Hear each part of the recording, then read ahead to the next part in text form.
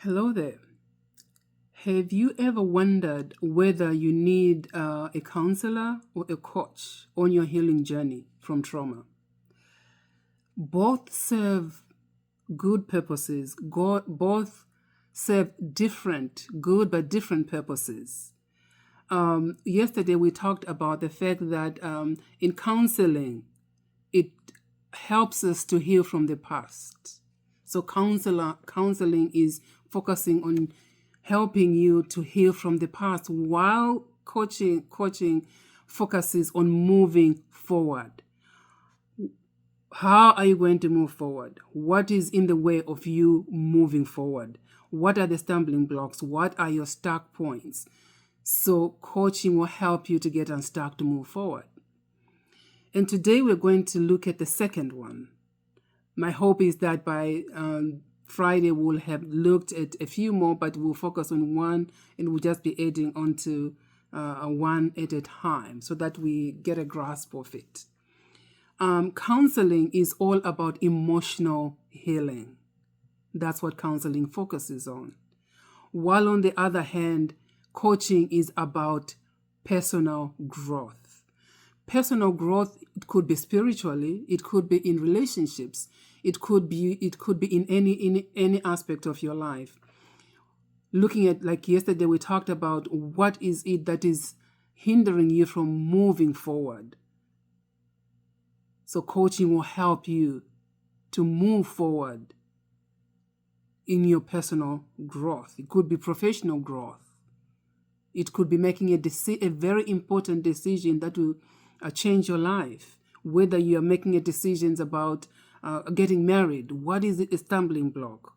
Whether it is, you're having challenges in your communication with your spouse, with your children, or with your friends, or with your colleagues. Coaching will help you to move forward in a very healthy way. So that's the second difference between coaching and counseling. And this evening, I had an encounter that I just wanted to share with you, just to kind of help us to understand that when we're talking about trauma, we're not always talking about combat. No. I had an encounter today. I was coming from our Bible study, and I was driving, and I was stopped by the police. And the police, when I saw the police light go off, my heart started pounding, and because it was already dark outside. So all these thoughts in my mind started going through my mind. Oh man, what did I do? And all these thoughts, because of all the stories that we've heard about people having encounters with the police. And some of them are not very good. I've never had a bad experience with talking to the police or them stopping me, but my heart started pounding. And that's kind of a trauma that somebody can experience, like vicarious trauma.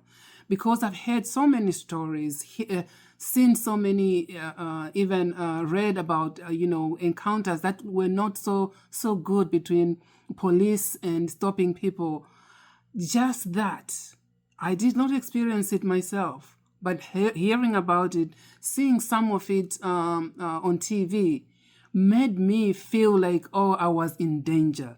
But I wasn't in danger. I've never been in a dangerous situation encountering with the police. But it was like vicarious trauma. That's how I can describe that. Because I've seen it so many times, I've heard stories about it from other people. It made me almost like relive stories that I've heard.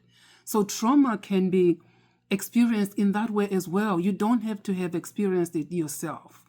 Just hearing about it enough times, when you eventually encounter a similarity, it might bring back those memories of what you heard, what you saw, as if you're actually experiencing it yourself. I had to take deep breaths while I was waiting for the policeman to come and talk to me on the window. Take deep breaths and just calm myself down and remind myself that I've never had an encounter with the police that was unpleasant. So the feelings that I was feeling at that time were coming from a place that is not true. They were coming from a place that's not true. So I should not stay there. And as I was doing my deep breaths, I eventually calmed down to the point where by the time he came to the window and I was talking to him, I was calm.